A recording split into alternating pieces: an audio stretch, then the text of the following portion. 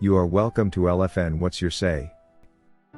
The #1 listening show, where we discuss real issues with real people like you. We are still featuring R. Kelly. If you are regular on social media, I am sure you have seen a number of videos entitled, 10 Musicians Who Are Currently Rotting in Prison. Even those who haven't watched any of them, I believe, have at least seen the thumbnails with an image of several artists wearing orange. You will notice it easily because it's got quite a good amount of orange on it. This video, and many others like it, lists a number of musicians who indeed are in prison for capital offenses. An example being Vybz Kartel, a Jamaican, who is alleged to have taken the life of his associate by the name Clive Williams. Listening through the videos will reveal to you that almost all the featured artists have either taken life, or been found in possession of materials that would lead to the same. Well, only R. Kelly among these has taken nobody's life, but is well represented in the production. This serves to tell you that R. Kelly has been completely misplaced, and probably given a kind of treatment that only murderers deserve. It's sad to learn that R. Kelly has now been in prison for approximately 5 years, was denied justice, and is being listed among the murderers, yet his crime was loving the wrong folks. There is a way R. Kelly's matters have been amplified and exaggerated to make his case a big deal. Whatever he did back in the 90s is being presented as though he has been doing it every day for 2 decades. Even if someone was young then, surely they are now grown. Even if what he did may not please some people, it doesn't necessarily qualify it to be a crime. Anyone can have a bad relationship, and therefore a toxic ex, to make bad reports about him. I do not see how strange this is to society and why such a matter has been treated like someone went missing.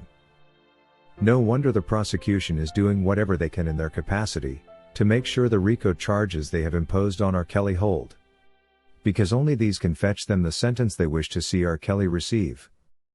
Their act of insisting, however, will eventually tarnish the U.S. law if they successfully demonstrate that government can choose to twist the interpretation of the RICO Act in order to achieve their objective. It will be a total shame if this passes unchecked. The amount of force being used to stop R. Kelly is comparable to using a 3-phase electric supply to light a single bulb. I believe if he hadn't handed himself over to the police, we likely were going to see a helicopter fly over Chicago and search for him.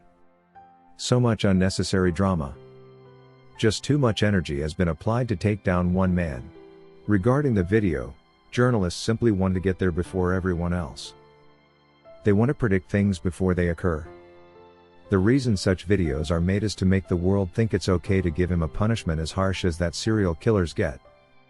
And therefore they publish basing on speculations of the most probable next action. If you tested this hypothesis by asking a 5-year-old following this case, what do you think is going to happen to R. Kelly?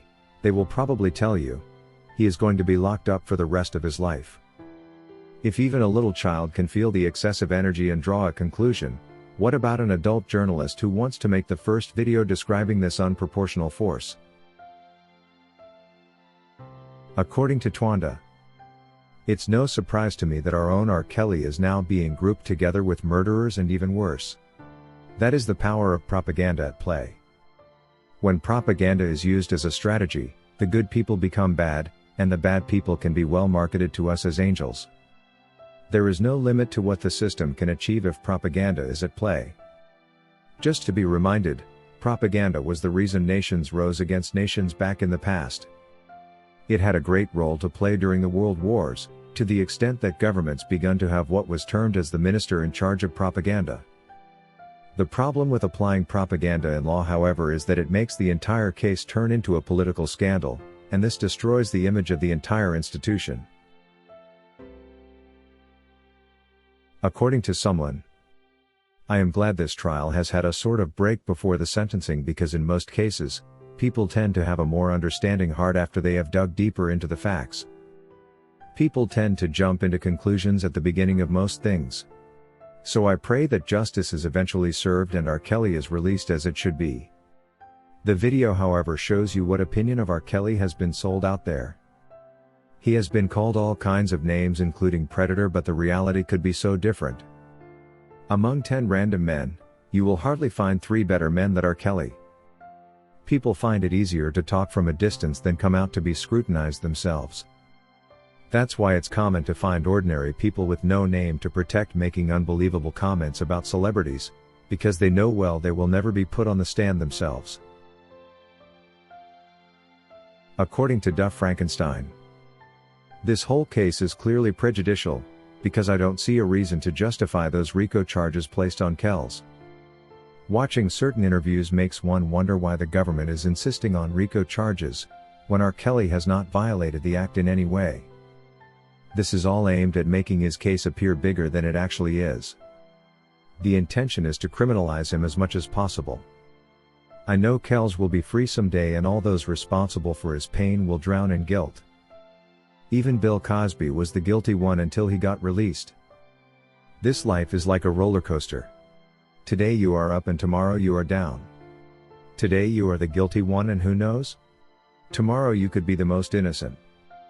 It's therefore a waiting game and a matter of time before we realize that situations can dramatically change.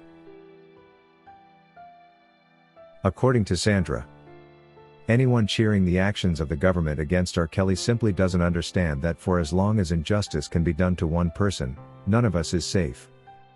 Today could be Robert, tomorrow could be me or you. While Robert, because of his celebrity status, may get lucky to have people like me fighting for his freedom, you on the other hand may not get this lucky. You will be jailed for 5 years with neither trial nor bail, and nobody will even know about it. You will be charged for violation of the same RICO Act, and we will have no word of it. So, while people are quick to open their mouths and speak ill of the R&B king, they need to remember these words and take heed in my advice. Otherwise none of us is safe.